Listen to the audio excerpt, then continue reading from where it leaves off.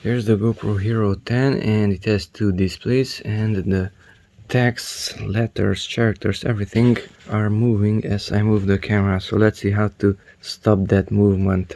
It is doing it on both of the screens. So this is also rotating. So swipe down from the top, swipe down, swipe to the left, preferences, displays, and here we have orientation and it's set to all. Don't use all, but use landscape. Okay, you can even press the button on the left side, and this one, to quickly get out of everything.